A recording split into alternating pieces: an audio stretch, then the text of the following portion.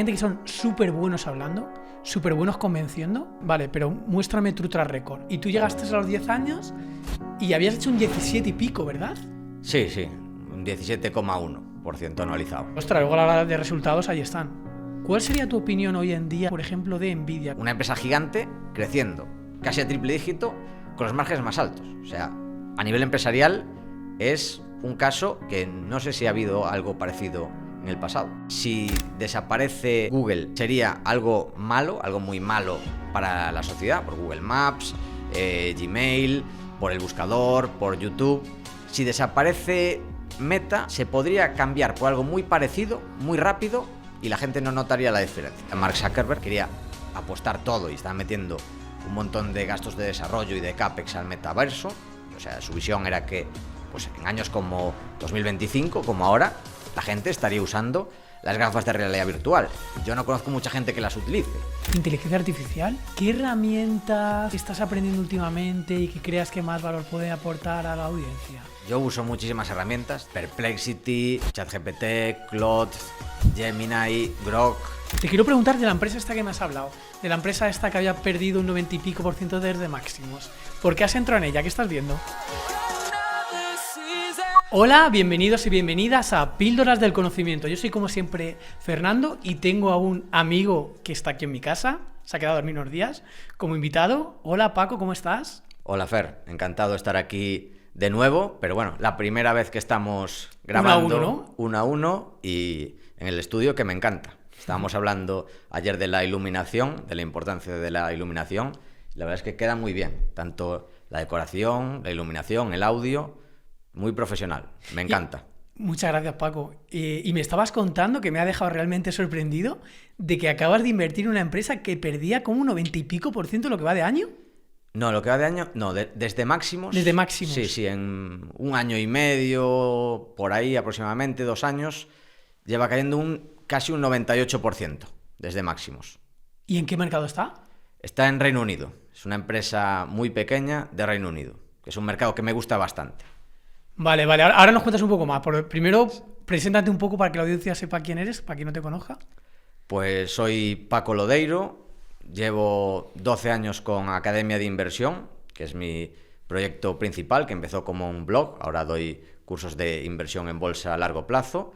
Y también Value Investing FM, que junto con Adrián Godás tenemos un podcast que ya tenemos más de 300 episodios. Un podcast semanal también de inversión sensata a largo plazo. Y empezamos a la vez, 2018 más o menos, ¿no? Sí, curiosamente sí. Ayer tuvimos una cena, los oyentes no lo saben, pero estábamos Pedro Ibar, Paco Lodeiro y un servidor, y los tres empezamos más o menos 2018, el podcast. Sí, más o menos no, 2018, justo. Muy curioso, sí. Qué difícil sería empezar hoy en día, ¿eh? Qué difícil. A ver, tienes facilidades por un lado, porque tienes los medios, digamos que no hay tanta fricción. Lo que es difícil a día de hoy es competir, pero no empezar. Pero aún así, quien empiece hoy va a ser mucho más fácil que quien empiece dentro de 5 años. Yo creo que sigue existiendo la ventana de oportunidad. De atención, ¿no? Exactamente. Y si buscas nichos y haces las cosas bien, vas a tener que ser más profesional, quizás. Hace 5 años, incluso hace 10, o sea, hace 10 años si empezabas a subir vídeos grabándote como amateur jugando a cualquier videojuego, a día de hoy eres una eminencia. Total. Si fuiste constante, claro. Aquí necesitas la constancia, la pasión, tener cierto carisma, pero hay gente que quiere imitarlos, que puede tener incluso más carisma, más constancia, pero ahora la competencia es muchísimo mayor. Pero esto va a ir a más, la competencia va a ir a más. Sí, estoy de acuerdo. Y volviendo un poco a tus comienzos, haz que el 2018 con el podcast y antes incluso con la Academia de Inversión, no sé si te pasó a ti un poco como a mí. En aquella época tú te lías Warren Buffett y en España los referentes eran Francisco García Paramés, Sí. Guzmán. Sí. Igual, ¿no? Sí, básicamente. Cuando estaban en Bestinver, que luego al final cada uno tiene su gestora por separado. Y sí, subían de hecho a YouTube las conferencias anuales que me parecían buenísimas, que respondían a todas las dudas. Yo de hecho en Academia de Inversión, cuando era blog, me las escuchaba enteras y hacía pausas, tomaba notas y subía incluso los fragmentos destacados, o sea, para aprender de ellos. Claro, La verdad es que aprendí era, muchísimo. y no era casi ni conocido en España en aquella época. Como ahora, ni de broma. O sea, era para un nicho muy, muy pequeño. Total, total. Sí, sí, sí. Claro, y ahora mucha más gente conoce la inversión en calidad, la indexación, la inversión en valor, pero en aquella época nada de nada, ¿eh? Muy poco. Muy, muy poco. Era muy de nicho, sí, sí. Pero bueno, como muchas tendencias, por ejemplo, el ayuno intermitente. ¿Quién lo conocía? Ahora que ya es, digamos, casi mainstream, podría decirse. Sí, Pues sí. como eso a nivel fitness o incluso el entrenamiento de fuerza, tampoco. Quien entrenaba, pues iba al gimnasio y hacía máquinas. Poca gente hacía entrenamiento de fuerza. O conocía lo que eran unas kettlebells. O sea, a nivel fitness, nutrición, finanzas, o sea, todo lo relacionado con el desarrollo de la salud y el dinero, los últimos 15 años ha evolucionado de forma increíble en España. Bueno, acuérdate cuando éramos pequeños que pensábamos que tomar los cereales de estos de la caja era lo más saludable porque estaba en la parte baja de la pirámide y en el propio envase te venía como que estabas haciendo algo súper saludable con tu salud porque estaba en la parte baja de la pirámide. Sí, sí. Nadie sabía lo que era el índice glucémico, para nada. El pan blanco también, eso, era la parte... El colacao, todo. El colacao, todo, sí, sí. Qué tiempos, qué tiempos. Sí, sí. Bueno, volviéndonos un poco a presente, porque vamos a hablar un poco sobre todo de inversión, pero también te quiero preguntar cosas de inteligencia artificial y de marketing, porque tú, aparte de inversor, también acabas de sacar una formación en inteligencia artificial que se llama Vanguardia, ahí con el juego de palabras, Vanguardia, sí. Y también tienes una agencia de marketing. Sí. Y este fin de semana, cuando estamos grabando, tienes un evento. ¿Cómo se llama el evento? El gran evento de Value Investing FM. No le dimos muchas vueltas al nombre. Sí, pero bueno, que ya estás juntando 200 y pico personas, ¿verdad? No, cerca de 200. Sí, a ver, este año nos quedaremos en unas, pues, no sé, 130 o así, pero un año, o sea, un mes antes nos quedamos sin plazas, nos escriben gente todos los días para entrar, o sea que el año que viene buscaremos algún sitio donde entren sobre 200 personas. Qué guay, qué crecimiento. Vale, yendo a tema financiero, inversión, etcétera, tú tienes un estilo de inversión más centrado en value investing que, por ejemplo, que mi estilo, que es más inversión en calidad. Y dentro de esta inversión en valor, te quiero preguntar por algunas empresas en concreto, ¿cuál es tu opinión? ¿Vale? Yo sé que tú eres gallego, vives muy cerca de la sede de Inditex. Primera pregunta, ¿cómo ves tu opinión a día actual de Inditex? Pues yo fui accionista de Inditex hace poco, de hecho, aproveché las caídas que se puso en el entorno de los 20, incluso por debajo de los 20 euros por acción. Ahí me pareció una muy buena oportunidad. Era un momento donde había bastantes buenas oportunidades, pero Inditex es una empresa que conocemos muy bien. Coincidió con la invasión a Rusia, que parte del negocio de Inditex era en Rusia, que tuvo que deshacerse de él, y además era una parte del negocio donde tenía buenos márgenes. De hecho, el precio de la ropa de Inditex varía por países, curiosamente. Pero mucho además, ¿eh? Muchísimo, sí. Y Rusia era posiblemente el país más caro. Incluso en países de Sudamérica es mucho más caro que en España, curiosamente. Ahí es una marca mucho más premium. Y en Centro Europa también. Exactamente, sí, sí. En España, Portugal, es de los países más baratos para comprar Inditex. O sea, si hay alguien que nos está escuchando, que lo tenga en cuenta, para hacer value investing con ropa. Exactamente. Entonces, entraste en Inditex, ampliaste, pero ¿la tienes en cartera ahora mismo? No, vendí y ahora, de hecho, vendí ya bastante antes, y a estos precios, que esta semana cayó un poco, cayó en torno a un 7%, después de presentar resultados, que fueron resultados récords, pero haciendo un análisis de los números, ves que, digamos, lo que se suele llamar, está valorado para, en inglés se llama price to perfection, que es seguir creciendo a unas tasas bastante altas, como ha hecho últimamente, y no tener problemas por el medio. O sea, Inditex es una empresa muy buena, pero no es un negocio extremadamente bueno. O sea, hay que definir diferentes niveles de calidad. Total. O sea, 7 de 10 más o menos, diría. Exactamente. Entonces, está valorado como si fuera Hermès, digamos. Ya. Entonces... Está en el mejor escenario posible de la evaluación de la calidad que tiene la empresa. Exactamente. Entonces, haciendo un análisis de escenarios, si va todo bien para los próximos 5 o 10 años, yo calculo que un accionista se podría hacer una rentabilidad pues, en torno al 7, 8, 9%, que pues es aceptable si va todo bien.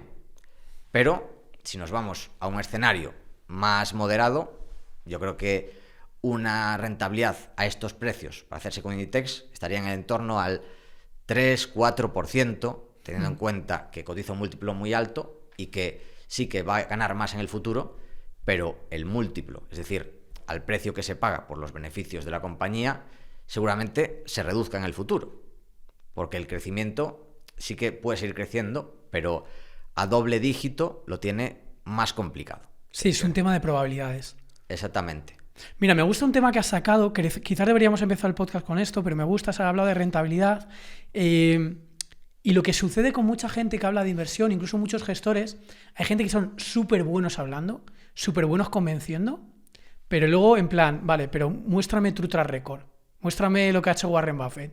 Y esto pasa con, ya te digo, con muchos inversores particulares, muchos gestores, y la gente que es como más, que está menos puesta, se quedan como deslumbrados por la capacidad de comunicar, pero luego a la hora de la verdad, rentabilidad no acompaña tanto. O sea, en muchos casos, digo inversores particulares, te digo, ni siquiera baten al índice. En tu caso, y es una cosa por la que también admiro mucho a Paco, porque Paco lleva invirtiendo, midiendo su rentabilidad, yo creo que ya llevarás 15 años por ahí. Sí, 17 más o menos. 17 años. Sí. Vale. Yo recuerdo haberte escuchado en el podcast que hiciste cuando llevabas 10 años, que auditaste tu rentabilidad. Sí. Claro, y nosotros de pequeños escuchábamos la rentabilidad de Francisco García Paramés, un 15%, y nos pareció una pasada. Y tú llegaste a los 10 años y habías hecho un 17 y pico, ¿verdad? Sí, un 17,1% anualizado. Sí. 17,1. ¿Sabes Sí. a cuánto estarías ahora mismo con 17 años?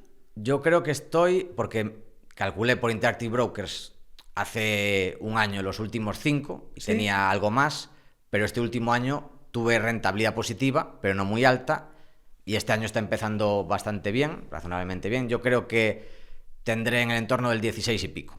Que es una pasada. Sí. 17 años, 16%. Sí. Por eso yo te digo que al final también influye, o sea, enséñame los resultados que tienes para valorar un poco tu opinión. Entonces, Paco se expresa súper bien, pero a lo mejor no es la persona más popular en Twitter o en YouTube, pero ostras, luego a la hora de resultados ahí están. Entonces yo creo que también hay que valorarlo. No sé si tienes tú esta percepción también un poco. Como en todo, o sea, de hecho también lo hablábamos sobre otros aspectos de que hay gente que llega a mucha gente porque también simplifica mucho lo que dices. Cuanto más simple sea lo que digas, pues más vas a llegar a más gente, que a veces ayuda a mucha gente, porque puedes decir, pues vamos a hablar de que tienes que levantarte a las 5 de la mañana, pues igual a la gente más vaga eso le cambia la vida. O pues tienes que invertir en lo que sea. Pues gente que no invierte nada y malgasta y no ahorra, pues le cambias la vida. O pues tienes que hacer este tipo de ejercicios todos los días. Pues gente que no hace ningún ejercicio.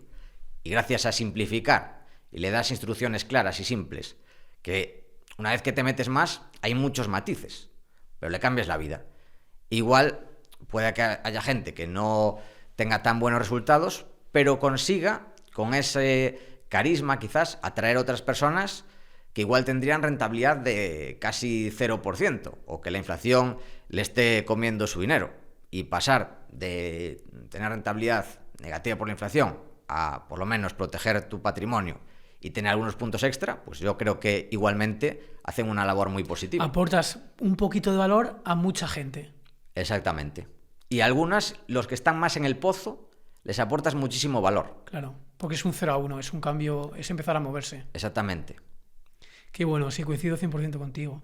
Siguiendo un poco con tema inversión puro y duro, te quiero preguntar tu opinión también sobre empresas que son muy... Yo algunas tengo en cartera, otras no, pero son muy como conocidas o están cambiando un poco el mundo con la inteligencia artificial, etcétera. ¿Cuál sería tu opinión hoy en día de, por ejemplo, de Nvidia? ¿Qué está pasando?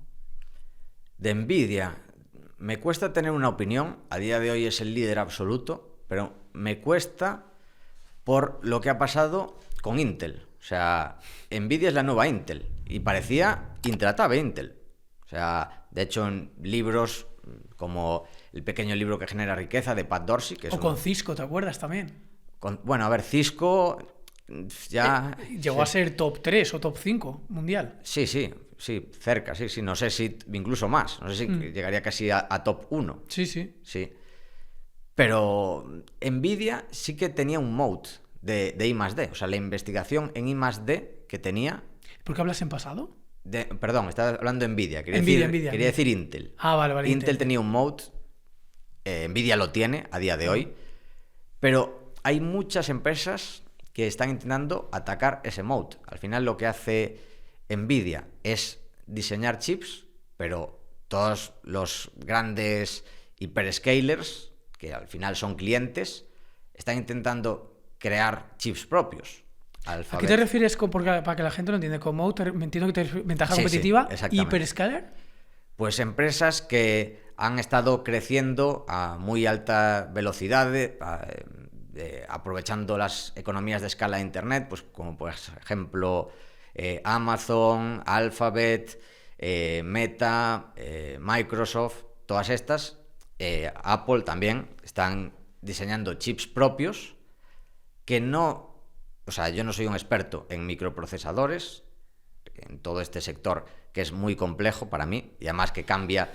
Ahí voy a hacer una reflexión, un paréntesis. Hay sectores en los que te puedes hacer experto, haces el trabajo y ya pasas a ser básicamente experto en ellos, ya los entiendes, pero aquí es un sector donde tienes que estar constantemente al día para ser experto. O sea, puedes ser experto a marzo de 2025 y dentro de 6 meses lo que sabías, lo que has estado estudiando, no sirve para nada. Como pasa con la IA, que ayer lo estábamos hablando y dice, me he perdido las noticias del último día, ya no me he enterado de Jasper, de no sé qué. Sí, tal cual. Pues con la IA me gusta estar al día, dedico horas, pero aquí es un sector donde lo veo demasiado complicado. O sea, todo esto es para argumentar por qué no soy accionista de Nvidia. Porque lo veo demasiado complicado. Veo empresas muy poderosas que intentan atacar al gran líder, que es Nvidia, que me parece una empresa extremadamente buena, muy bien gestionada, tiene unos márgenes de locura. O sea, que la empresa con este tamaño crezca a ese ritmo y con esos márgenes es algo de locos, pero o sea, lo nunca he visto. Cuando hacías una valoración, hace un par de años hice una valoración y dije, a ver, para que esto se sostenga, tiene que crecer a unos ritmos de locura, de casi triple dígito, y con unos márgenes que son básicamente los márgenes más altos del S&P 500, creo que son los de Visa, que son del 55% por ahí, margen de free cash flow, 55, entre 55 y 60. Y lo está consiguiendo, o sea, siendo una empresa gigante, creciendo casi a triple dígito, con los márgenes más altos. O sea, a nivel empresarial es un caso tan extremo que no sé si ha habido algo parecido en el pasado. Está surfeando una de las mayores olas de la historia y ha caído de pie completamente. La pena, en nuestro caso particular, no haber leído el libro de Good and Bad Strategy, no este año que lo leímos, haberlo leído hace 4 o 5 años. Sí. Porque hablaba mucho de esta empresa, bueno, mucho, te lo contaba lo bien gestionada que estaba. Un capítulo solo para ello, o sea, dice, ¿cómo es una buena estrategia? Te va explicando todo, el libro, y luego un capítulo, hablando de Nvidia, es un libro de hace 10 años, más o menos. Totalmente. Y te dice, Nvidia es la que hace todo bien a nivel estratégico, y te explica por qué. Claro, desde esa que he multiplicado por 25. 100%, sí. Es como a mí me gusta la comparación como el libro de Tim Ferriss, haberte leído el de la semana laboral de 4 horas, ¿no? Cuando salió hace 18 años. Ah, tiene 18 años. 18 años, era una mina curioso. de oro ese libro. Te hablaba ya del nomadismo digital, de los infoproductos, de los asistentes virtuales, cosa que hoy en día es tendencia hace 18 años. Qué locura. O sea, no sabía que era tan... Sí. Pensé que tendría pues 10, 12. No, tiene como 18 años el libro ya de Tim Ferriss. O sea, es una locura. Curioso. Sí. Vale, más empresas que te quiero preguntar tu opinión. Tú has sido accionista de Meta. Yo recuerdo en la época... Yo empecé a estar pesimista con Meta ¿Tú todavía te mantenías optimista? Luego cambiaste también a pesimista, creo que vendiste. Sí. Y luego se recuperó. ¿Cuál es tu lectura actual y de lo que ha venido pasando? Pues Meta hizo un cambio muy bueno, sobre todo en tema gestión del capital. Yo me gusta mucho Meta, es un buen producto, al final es contenido generado por los usuarios, es decir, que a Meta le cuesta cero, a cambio los usuarios consiguen visibilidad y se buscan la vida para rentabilizarlo, pero tú no les pagas nada. O sea que a nivel de coste de crear contenido es cero, o básicamente cero. Y luego, ¿de qué vive Meta? De tener los ojos de la gente y poner publicidad, que son personas que compiten por pagar lo máximo posible. Que eso es, si estudias marketing y, por ejemplo, lo que dice Russell Brunson, que tú lo que tienes que buscar es pagar lo máximo posible, poder pagar lo máximo posible y que no intentar ir a lo mínimo de ahorrar el máximo en tu publicidad. Al final, todo el mundo está compitiendo por pagar lo máximo posible. ¿Y quién se beneficia? Pues se beneficia Meta y Alphabet. Por el buscador de Google y por YouTube, por un lado, y por otro, por Instagram y Facebook, que es en el caso de Meta. O sea, es un negocio buenísimo. Un segundito, Paco, porque este Sí. matiz me parece crucial lo que acabas de decir. De hecho, yo no lo había pensado hasta ahora. Al final, plataformas tipo YouTube, que te permiten poner anuncios, tienen, por así decir, el índice de reciprocidad. Es decir, comparten los beneficios con los creadores de contenido. Sí. ¿Vale? Aunque luego en el fondo premien que no te vayas de la plataforma. O sea Sí. que bueno, con Sí. matices. Sí. Pero es que tú estás diciendo que el grupo Meta, Facebook, Instagram, no comparten nada de los anunciantes. Exactamente. Y aún así la gente sigue creando. Con lo cual ese matiz es como de mejor negocio que Google en ese sentido. Sí, es mejor negocio. A ver, tiene quizás un efecto red, en mi opinión, un poco más débil, porque claro, si en YouTube te están pagando miles de euros o decenas de miles, o en algunos casos cientos de miles de euros, es más difícil que abandones. Instagram, entre los creadores hay una relación de amor-odio, pero aguantas porque existe este efecto red. Incluso, o sea, en esa parte sí que es mejor, en mi opinión, el negocio, pero yo creo, si analizamos ambos negocios, yo creo que si desaparece Google sería algo malo, algo muy malo para la sociedad, por todo lo que te da, por Google Maps, Gmail, por el buscador, por YouTube. Si desaparece Meta, se podría cambiar por algo muy parecido, muy rápido, y la gente no notaría la diferencia. Es mi opinión, ¿eh? No sé qué opinas. Sí, estoy de acuerdo. Es como más... Google está aportando, pero más valor a la sociedad en teoría, pero también cada vez empieza a ser más sustituible Google, ¿eh? Sí, en la parte del buscador, que es claro, la gallina de los huevos de oro, de hecho. Claro. Sí. También, por hacerte un matiz, YouTube en el fondo, vale, comparte gastos, pero también crea más marca que lo que pueda ser probablemente todo el grupo Meta. Digo, de cara al usuario, ¿eh? Sí, puede al que ser. crea contenido. Sí, puede ser. Puede ser. Depende de a dónde te enfoques, pero sí, yo creo que sí. Vale, pero volviendo a la tesis de inversión y lo que ha ido cambiando.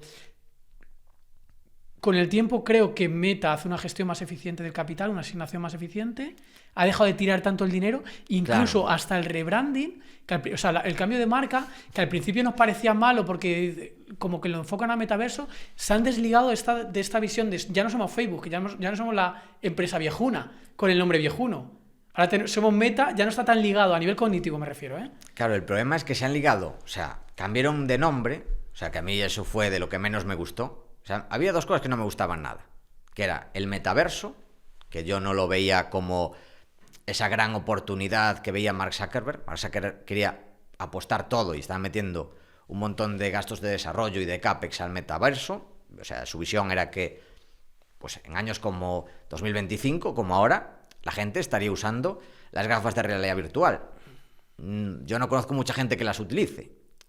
O sea, yo creo que en eso estaba equivocado y estaba gastando mucho dinero.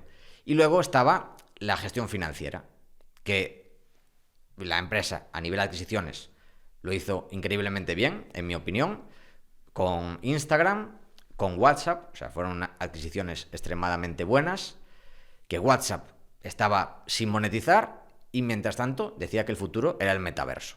Y yo veía que lo que tenía que hacer es dejarse de metaverso, recomprar acciones, que además la gestión del capital para recomprar acciones era pésima. Bueno, pésima, pero ahora con el tiempo, con todo lo que ha subido, ya no parece tan pésima, ¿eh? Sí que lo parece, porque cuando estaba la acción a 300 y pico, gastaban muchísimo dinero, y cuando cayó un 50%, reducían la recompra de acciones, al revés. O sea, hacían...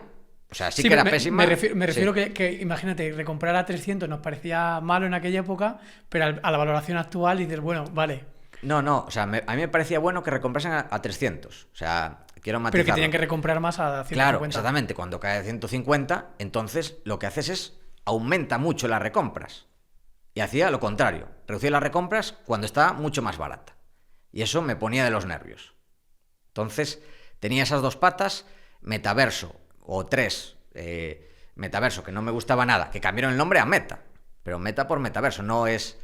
Cambiamos la parte viejuna. O sea, si le cambias el nombre a... Pues vamos a llamar, pues yo qué sé, Social Connect Company. Vale, vamos a conectar socialmente. Pero se llamaron Meta por metaverso.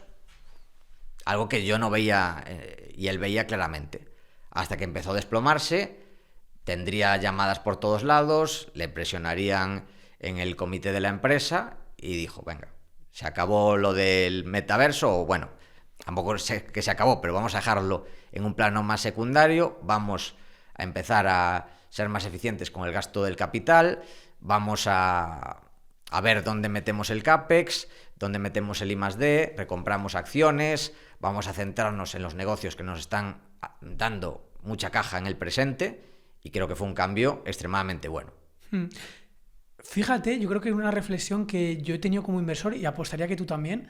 Cuando eres más novel, te crees más estas historias de fuegos artificiales o de luces brillantes. Cuando vas llevando años, las analizas, pero tú le das más importancia a que exploten el tesoro que tienen bajo sus pies. Es decir, si tienen un tesoro muy infrautilizado, oye, ponte primero a esto, y lo otro, como el nivel de predictibilidad es más bajo y no hay nada más temeroso que 1 millón de euros, por así decirlo, o sea, el dinero es muy temeroso de cara a inversión porque quieres predictibilidad, tú le das preponderancia a lo que es más predecible y a lo que es más fácil que exploten con lo que ya tienen.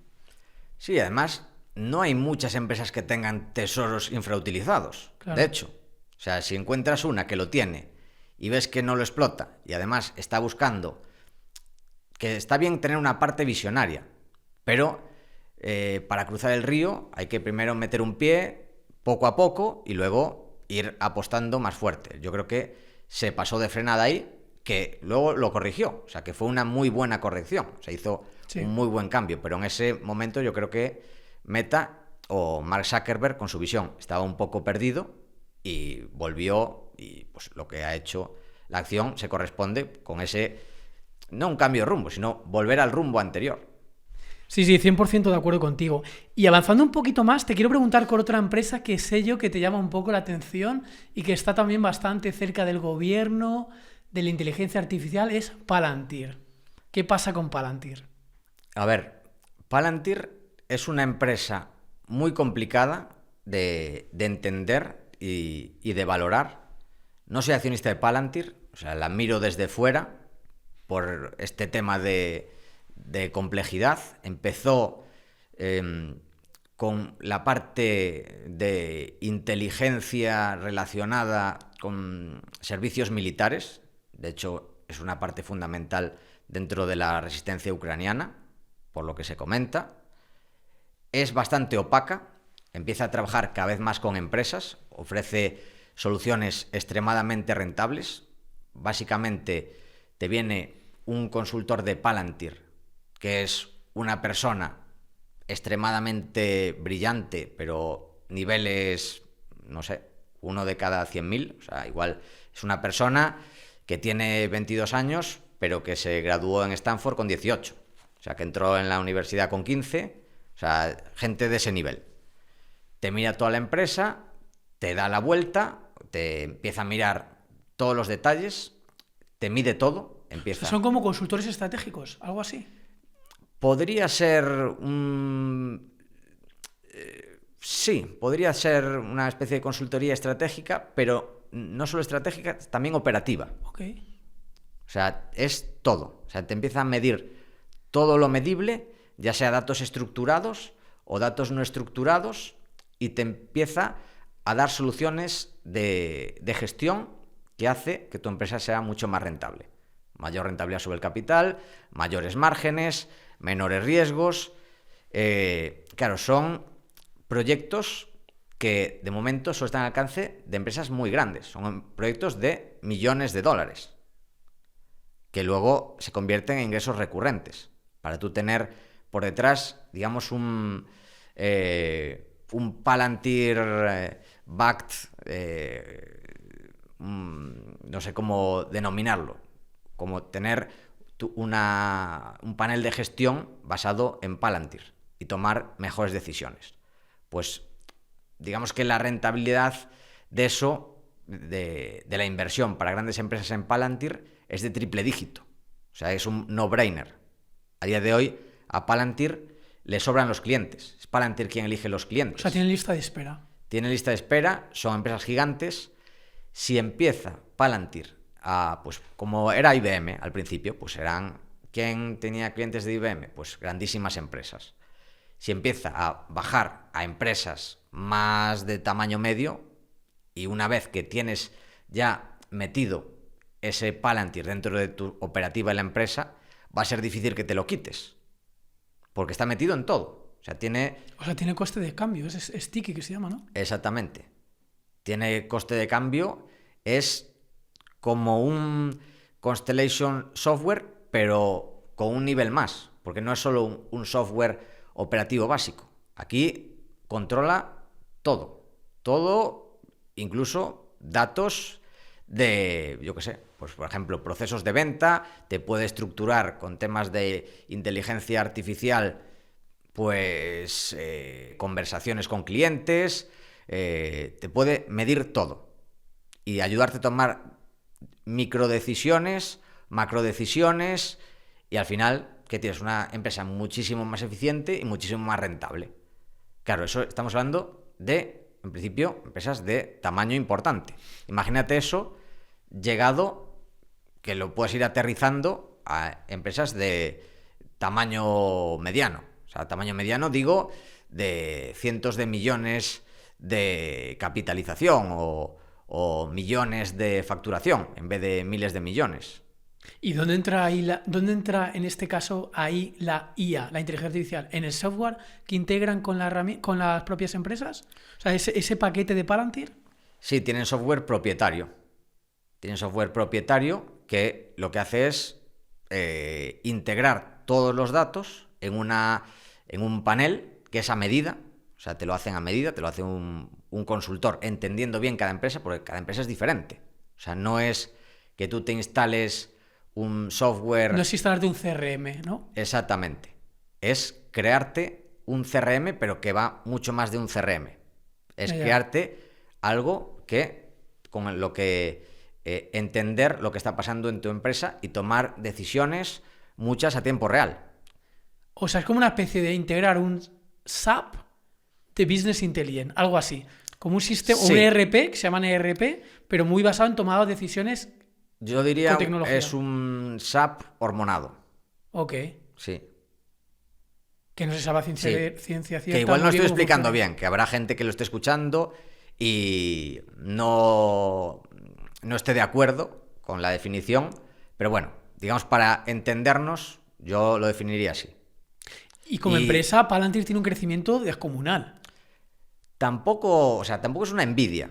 O sea, crece bien, pues te puede estar creciendo al 20, 30, pero yo creo que si quisiera podría estar creciendo a nivel de Nvidia. Lo que pasa es que no lo hace. Si aumentara la fuerza de venta y coger más casos. Exactamente. Ok. O sea, yo creo que lo que está detrás es que está ahora sembrando y es una empresa que puede explotar tanto en crecimiento como en márgenes. ¿Cuál es el problema? La valoración. Claro, tienes que hacer tu análisis de escenario, poner tus números, y cuando son números tan altos de crecimiento, y no tienes claridad sobre márgenes, cuesta mucho. O sea, y no está, en mi opinión, a valoración de no-brainer. Si tú dices, bueno, con tal de que crezca un poco o que crezca bien y llegue a estos márgenes razonables, pues me salen los números, pero tiene que crecer bastante durante mucho tiempo y tener márgenes altos. Que puede lograrlo, no lo pongo en duda. Pero, o quizás sí que lo pongo en duda. Puede lograrlo, no pongo en duda que sí, pero sí, con no baja lo tengo predictibilidad, claro. Exactamente. Que gente que la conozca, mucho mejor que yo, o sea, yo la conozco superficialmente, puede tener esa convicción. O sea, yo entiendo que haya gente que esté convencida y puedo darle la razón. Yo no tengo esa convicción a día de hoy. O sea, puede que en el futuro, a medida que siga conociendo la empresa, diga, pues creo que la valoración a día de hoy, que parece extremadamente alta, es razonable. Es que coincido contigo que en el fondo como inversor te tienes que fijar un poco, así por reducirlo mucho, como hablábamos antes de reduccionismo, un poco círculo de competencia, que lo entiendas, lo que estamos hablando, valoración, que tenga sentido, que no sea el mejor escenario de la valoración actual, y tercero diría predictibilidad, que en el fondo predictibilidad está ligado con ventajas competitivas, círculo virtuoso, calidad de la gestión, muchas cosas, pero por reducirlo mucho es cuánto de predecible es que se dé lo que tú quieres, ¿no? Sí, pero incluso puede haber empresas, la que hablábamos antes, que pueden ser poco predecibles, pero incluso te compense, porque dices, vale, está una valoración que esto es muy poco predecible, pero si sale bien voy a ganar muchísimo, y si sale mal voy a perder, pero lo asumo. Claro. En caso de Palantir, yo creo que está bastante recogido el escenario optimista. Es mi opinión, pero sí que hay un escenario, digamos, súper optimista, que no me parece imposible y me parece incluso razonable. Pero me falta a mí, personalmente, esa convicción. Sobre todo si lo mantienes muchos años, la inversión. Exactamente. O sea, es posible que quien comprase o quien compre Palantir hoy de aquí a 20 años sea una compra excepcional. Pero claro, hay que mantener esa fe y esa convicción. Sí, durante 20 años. Durante 20 años. Igual que quien compró Amazon en el año 2000. Por el medio se hizo una caída de más del 90%. Claro, en 25 años, pues no sé, desde el 2000, creo que ha multiplicado por unas 50 veces, ¿no? Sí, por ahí. Bueno, y como o más, o 100, o sea, no sé a cuántas veces estará, pero una locura. Claro. Bueno, la pasa a muchas empresas, a Apple, a Google, a Amazon, un montón de empresas. O a Microsoft, quien compró en el 2000, ahora vale muchísimo más, pero estuvo esa persona, creo que es 17 años por debajo del índice, comprando una empresa excepcional, como es Microsoft. Sí. Moviéndonos de... Ya has mencionado Microsoft, pero no te voy a preguntar por Microsoft, te voy a preguntar por Google, que lo has mencionado antes un poco de pasada. Sí. ¿Qué quieres saber? Cuéntame lo que quieras de Google, ¿cómo lo ves? Pues ¿Cómo Google, ves el negocio? A día de hoy tiene, en mi opinión, la mayor amenaza que ha tenido nunca en los últimos años. Yo llevo siendo accionista 16 años de la empresa. Me ha ido bastante bien. Se ha multiplicado por bastantes veces. Y ahora es la primera vez que veo una amenaza real. A día de hoy, la inteligencia artificial y las búsquedas, yo creo que están cambiando. Yo creo que no se ve reflejado todavía en los resultados. Esto lo veremos de aquí, yo creo que al año que viene. Pero bueno, digamos que todavía los anunciantes no han salido de Google, porque la inteligencia artificial no ofrece este sistema alternativo de anuncios, pero podría ofrecerlo. Y si digamos que las búsquedas pasan a alternativas, que puede ser OpenAI, puede ser Claude, Perplexity o algunas Grok o algunas que no existen. O sea, puede aparecer dentro de un año otro sistema de búsqueda por inteligencia artificial que empiece a tomar la iniciativa. O sea, para mí la inteligencia artificial para Google puede tener una pequeña ventana de oportunidad o incluso grande, pero es más riesgo que oportunidad. Y es que además, complementando lo que tú dices, o sea, el dinero, volvemos a decir que es miedoso y es conservador. Tú tienes una empresa y estás acostumbrado a meterle 3.000 al mes en Google Ads. Te da miedo, aunque veas la tendencia bajante, hacer un giro de ese presupuesto a otro y a ver qué pasa. Entonces yo creo que efectivamente si va a haber el cambio no va a ser tan drástico y lo veremos dentro de 1 año, 2 años y tal. Yo, de hecho, es una de mis principales posiciones y me arrepiento un poco no haber reducido posición cuando estuvo en máximos hace 1 mes y medio, ¿eh? Yo fui reduciendo, la verdad. O sea, el último año, bueno, de hecho lo fuimos hablando. Sí. Yo te iba comentando que iba reduciendo porque la valoración no me parecía cara, pero me parecía que el riesgo era existente, es existente. O sea, hubo riesgos en el pasado, yo qué sé, por ejemplo, cuando compré por primera vez, el gran riesgo era que Google no se iba a adaptar a los móviles. En el año, creo que era a finales de 2008. Entonces, 2008, principios de 2009. Y eso hizo que cayera Google un 50% casi, desde máximos. Claro. Ahora está cayendo, creo que debe tener, bueno, está cayendo toda la bolsa en general. Mercado, claro. Una caída del 30%, pero está teniendo una caída del 30% con un riesgo real. También está más barata, que hace, o sea, si miras por valoración, debe estar unas 20 veces. O sea, está más barata que empresas como Walmart, por ejemplo. Walmart está mucho más cara que Google. Que habrá gente que argumente que Walmart de aquí a dentro de 10 años tiene mucha más certidumbre, y estoy de acuerdo, pero también Google, en principio, es un negocio que tiene mayor rentabilidad sobre el capital, que genera mucha caja, que puede estar recomprando acciones y que, como hablamos antes, puede tener ahí tesoros todavía sin explotar. Entonces... Robótica, conducción inteligente, sigue teniendo genios en DeepMind, en sí, Google Mind. Exactamente. O sea que para exponerte a la IA con un free cash flow yield del 5%, pagando 20 veces, me parece razonable. O sea, si miras las valoraciones de otras empresas de IA que pierden dinero, o sea, Google es la apuesta más barata a día de hoy. Pero ya veremos a ver cómo evoluciona. O sea, no es lo que ha sido en el pasado. Lo mejor que le podría haber pasado a Google con la IA es que no se hubiera dado. No se hubiera dado. Sí, porque baja la predictibilidad, de lo que estábamos hablando antes. Si te centras en valoración, predictibilidad y... ¿Cuál era el otro? Círculo de competencia. Ahí la predictibilidad ha bajado. Y encima más del 50% de los ingresos vienen del negocio search, del buscador, que es el que más riesgo tiene. Realmente. Sí, sí, sí. Sí, yo coincido contigo. Avanzando, otra empresa que te quería preguntar, y abriendo un poco más también el tema español, sé que hay otra empresa que te gusta darle seguimiento, es Técnicas Reunidas, que era una de aquellas empresas favoritas de Guzmán, de Francisco García Paramés. ¿Qué nos podrías decir?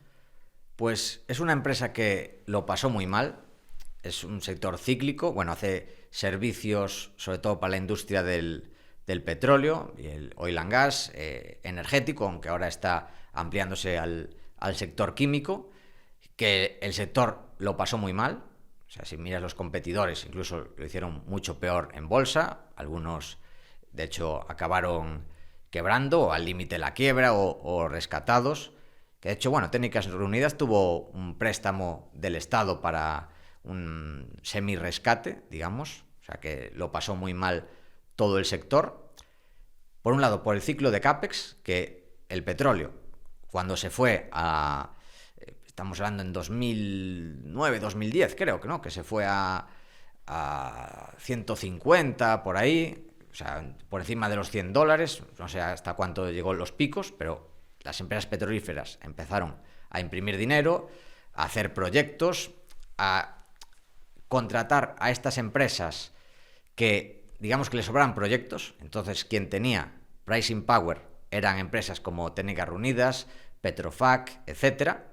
Entonces, tenían muchos ingresos, muchos márgenes. ¿Qué pasó? Se dio la vuelta el sector, porque se metió mucho CAPEX, mucho desarrollo, apareció el fracking, que se hizo muy rentable porque el petróleo estaba muy alto, y lo que suele pasar, que los altos precios se equilibran y los precios muy altos se equilibran de forma muy extrema.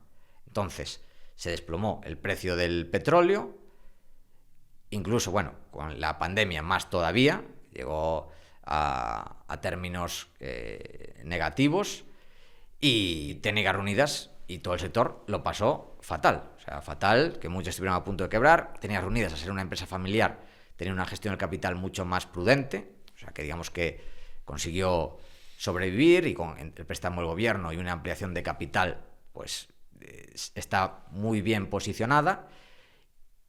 Ahora, después de, claro, cuando las empresas tenían mucho dinero, invirtieron en el CAPEX, pero es un CAPEX que hay que invertir de forma recurrente. Con el CAPEX que se invirtió pues en 2010, 11, 12, digamos que les da para aguantar, pero ahora tienen que volver a hacerlo. Vuelve otra vez el ciclo de CAPEX al sector. Eso es una parte positiva de la tesis. La otra parte es la valoración, de lo que hablamos, que me parece que está una valoración razonable. Y la tercera es el cambio de modelo de técnicas reunidas. Estuve en el Investors Day que tuvieron en Abu Dhabi y explicaban que el modelo de negocio pasó de EPC, Engineering, de ingeniería, Procurement, que es, digamos, que no sé cómo definirlo, hacer las compras y, digamos, preparar todo lo necesario para hacer un proyecto, y la C sería Construction. La parte de Construction se están aliando con Sinopec, la empresa china que está con PetroChina, que es la parte de construcción, y lo que están haciendo es pasar de la C de construcción a CM, que es Construction Management, que es la gestión de la construcción. Digamos que la parte intensiva en capital y mano de obra y dolores de cabeza también. ¿Lo desacoplan del negocio? Claro, se lo externalizan en Sinopec y ellos se centran en esa parte de más valor añadido. Pues haciendo el símil sería como un Apple que hace la ingeniería del diseño y la fabricación se lo hace en China Foxconn, por decirte algo. Podría ser, sí, un buen símil, sí. Entonces, con esto consigues bajar el riesgo porque es un negocio con márgenes muy bajos, y en la construcción, si tú ganas un contrato y tienes un problema, haces algo malo, o te sale algo mal, o algo circunstancialmente te da problemas, pues te puede destrozar los márgenes de un producto, o de un proyecto, mejor dicho. Claro, ahora, como es Construction Management, quien se encarga de eso es, en la mayoría de los casos, es un partner. El partner principal es Sinopec, en este caso, y se vuelve, en mi opinión, un negocio más, por un lado, rentable, con mayores márgenes, oportunidad de expandir márgenes, y más seguro. El riesgo es menor. Entonces, me gusta más la compañía. Yo creo que el mercado no ve reflejado esta parte de cambio de negocio. El CAPEX está volviendo al sector.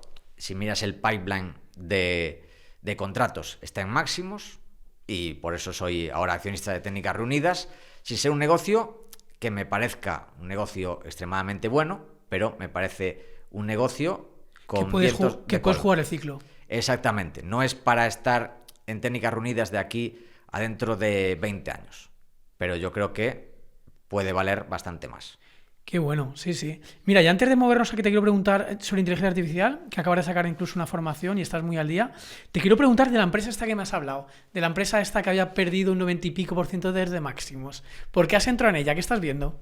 Sí, es una empresa de un sector que me gusta bastante, el de los videojuegos.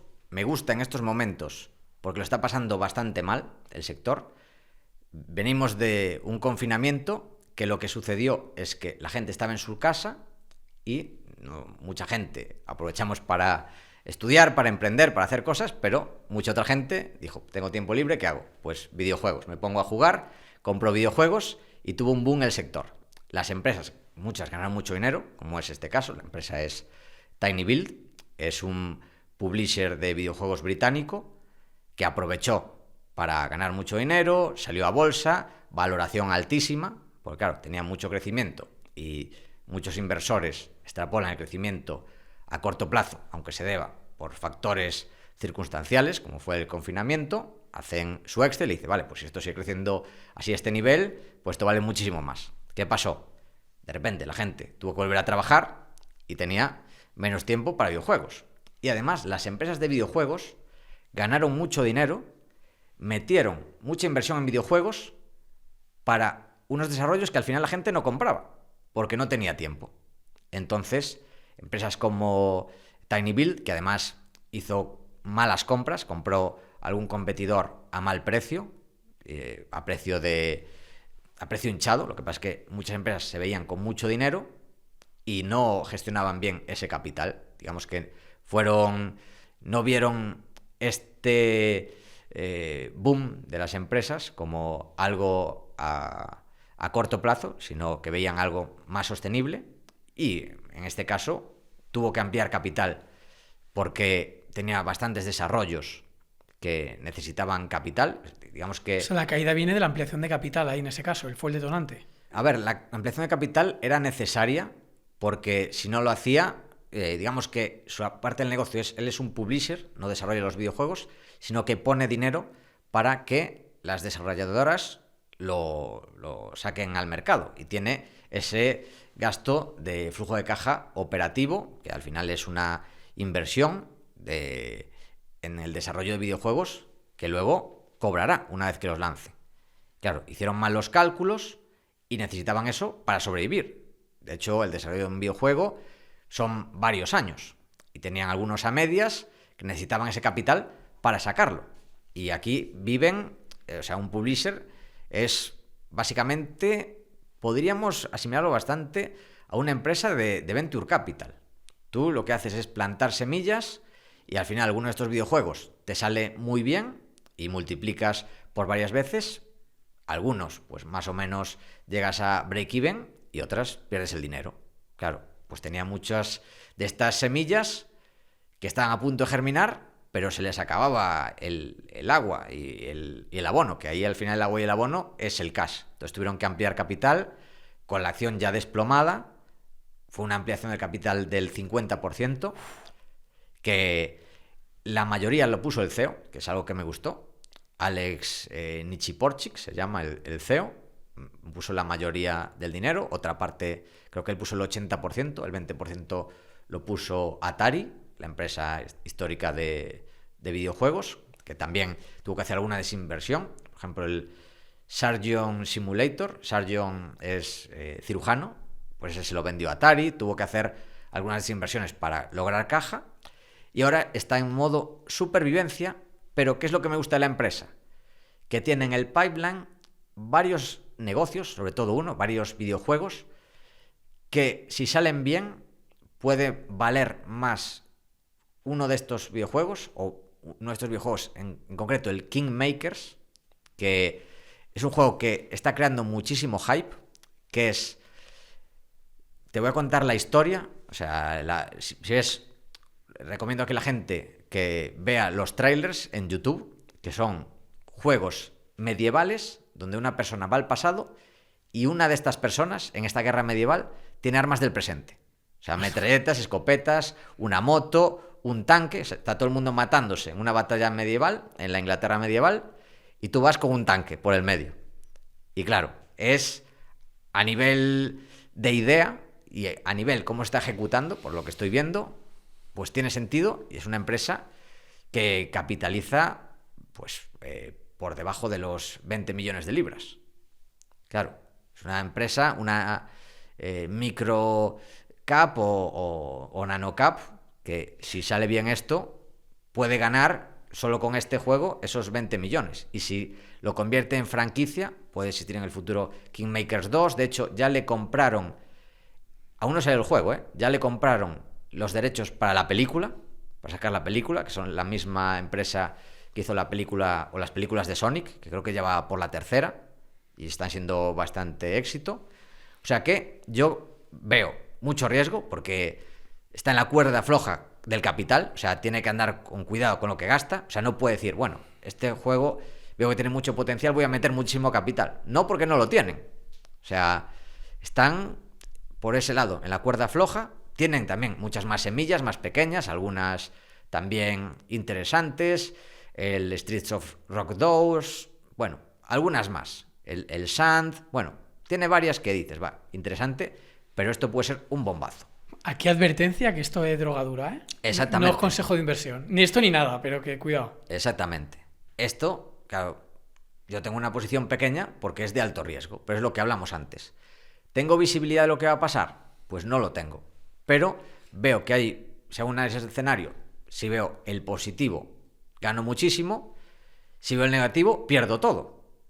pero me compensa. O sea, hago un cálculo probabilístico, pues en el intermedio pues puede ir bien, aceptable. En el negativo pierdo todo porque está en la cuerda floja a nivel financiero por todos los gastos que tiene que hacer los próximos años, pero si sale bien el Kingmakers es una acción que puede valer varias veces más. Por eso soy accionista. Qué interesante, sí. Y si nos moviéramos a otro tema, último tema, inteligencia artificial, y te pregunto, ¿qué herramientas estás aprendiendo últimamente y que creas que más valor puede aportar a la audiencia? Pues mira, a la audiencia, a ver, o sea, yo uso muchísimas herramientas, tengo casi todas de pago, o sea, tengo Perplexity, ChatGPT, Claude, Gemini, Grok, o sea, pago todo, porque además no paran de cambiar y yo creo que el coste de las herramientas de IA es una broma con el valor que generas, si las usas de verdad. Yo creo que para una persona estándar, incluso ya gratis, el valor es extremo. Si ya le metes algo más de uso, igual ChatGPT quizás pueda ser la más completa. Yo es la que recomendaría, sobre todo porque ahora te dan 10 búsquedas de Deep Research. Estamos hablando de marzo de 2025, si alguien, porque esto cambia cada mes, incluso cada semana, igual a finales de marzo ya ha cambiado, o en abril, mayo, pero bueno, a día de hoy las búsquedas de Deep Research son las mejores con diferencia abismal, y esas 10 búsquedas, es que para temas de inversión... En ChatGPT dices, ¿no? En ChatGPT ayuda mucho, si es una empresa que no conoces y te ayuda a tener una visión, y si haces un buen prompt, claro, o sea, no es solo decir, hazme un análisis, tú dile todos los detalles, claro, hay que saber utilizar las herramientas, saber qué pedirle, cómo pedírselo, qué herramienta usar en cada momento. ¿Cuál es tu estilo de inversión? ¿Cuál es tu estilo de inversión? Bueno, son muchas cosas, pero si las sabes utilizar, el valor que puedes generar de ahorro de horas es extremo. Y para dar una herramienta que te comenté ayer, que la empecé a probar esta semana, que es Jace AI. ¿Cómo se deletrea eso? Dímelo. Jace, J-A-C-E. Jace. Sí. Que la probé. Estoy utilizando ya la versión Pro, que son $65 al mes. Y que lo que hace es, se integra en tu correo electrónico, en tu Gmail, estudia todos tus correos. Además de eso, tú les puedes dar instrucciones de la forma de responder. Y con la versión gratuita tarda, tú le puedes decir, entras en Jace, le dices, genérame una respuesta a este correo. Y se pone a pensar y te tarda 1 minuto en responder. Claro, porque coge tu estilo y lo que ha respondido anteriormente a otra gente, preguntas similares. Exactamente. O sea, como una especie de Gemini que también lo tiene integrado con Gmail, pero mejor. Exactamente. Y esa es la versión gratuita. Y luego está la versión Pro, que lo que haces es tener los correos ya prerespondidos.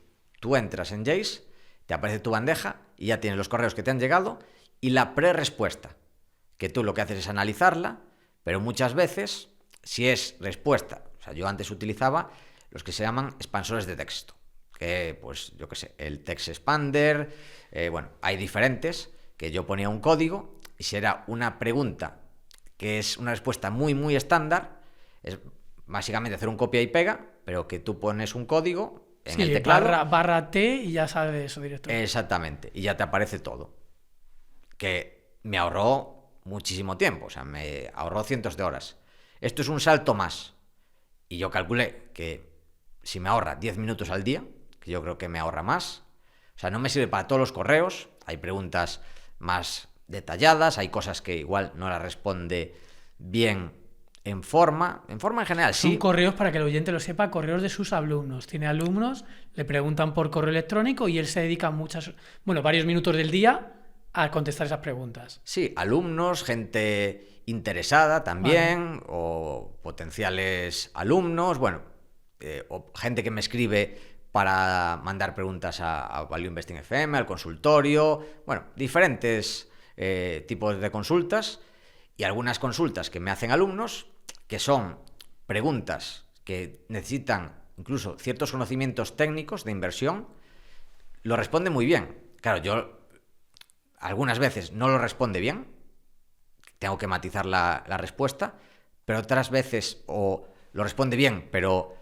le pongo yo un toque de explicación para hacer alguna analogía, pero en general, más de 10 minutos al día me los va a ahorrar, seguro, y claro, multiplica eso por cada día, pagar 65 euros al mes es una broma. Qué interesante, qué interesante, sí, te sale la cuenta. El ROI, que tú hablas mucho de la rentabilidad de la inversión, se te multiplica. Sí. Y luego te enseño para que veas un ejemplo. O sea, yo le doy instrucciones. Por ejemplo, yo cuando me hace una pregunta un alumno, suelen ser a veces varias preguntas, y lo que hago es ir copiando cada parte de la pregunta y respondo abajo. Y es lo que le di la instrucción, en este caso a Jace, le dije, mira, son varias preguntas, pones arriba la pregunta en negrita y abajo la respuesta. Y eso de una en una. Y me lo hace Jace. Qué interesante. ¿Qué te parece, Paco, si... Porque yo sé que me puedes contar muchas más herramientas de estas, lo dejamos aquí y hacemos un breve audio, la gente que quiera enterarse, le dejamos la descripción para que se descargue el audio. Venga. Y le contamos más herramientas de inteligencia artificial, ¿te parece? Venga, perfecto. Hacemos eso. Pues lo vamos a dejar aquí, pero antes de dejarlo aquí, ¿dónde puede encontrarte la gente en internet? ¿Cuáles son tus sitios? Pues en academiainversión.com, esa es mi web desde hace más de 12 años, que empezó como un blog y ahora tiene formaciones, tiene un curso gratuito de inversión en bolsa, que es un curso bastante completo, de unas 10 horas, que ya lo han hecho más de... Yo lo he hecho también. Sí, más de 50.000 personas ya. Hostia, qué locura. Lo han hecho, sí. O sea que en eso estoy muy orgulloso. Y luego el podcast Value Investing FM, que está en todas las plataformas, básicamente. Es en audio solo, no está en vídeo. De momento, yo creo que vamos a seguir en audio, porque todo esto es... lleva tiempo y esfuerzo y dinero. Lleva tiempo y hacemos entrevistas. Yo estoy en Coruña, Adrián está en Bulgaria, nuestros entrevistados están en todas partes de España y para la logística se complica bastante, pero bueno, estamos en todas las plataformas de audio y también en YouTube. Bueno, y aparte que yo sé que también tienes Ortega y Lodeiro y tenemos una empresa en común que es Stenos. Podríamos hablar otro día también de otros negocios, pero sí, y otros que están ahí... en gestación. En gestación, exactamente. Pero bueno, al que me dedico el día a día, Ortega y Lodeiro se dedica mi socia Lucía, al que le mando un abrazo desde aquí, le mandamos un abrazo. Y otros, pues externos, está David Sánchez Rosende. Bueno, digamos, los negocios que me dedico es a Academia de Inversión y Value Investing FM en el día a día. Pues nada, Paco, 1.000.000 de gracias por pasarte por aquí. Es la primera que grabamos en persona tú y yo solos, encima aquí con vídeo, así que un auténtico honor. Y os recuerdo que en la descripción vamos a dejar un enlace, aparte con todas las redes de Paco, para que nos sigáis escuchando un ratito más en audio y comentamos alguna idea más, ¿vale? Muchísimas gracias, Fer, y cuando quieras, ya lo sabes. Bueno, y también os recuerdo que tenemos otros episodios anteriores que hicimos contigo, con Luis Miguel Ortiz, con Imerito Quintana, que también podéis echarle una escucha por ahí y seguir aprendiendo. Así que nada, un fuerte abrazo y nos vemos y nos escuchamos en el siguiente episodio. Chao.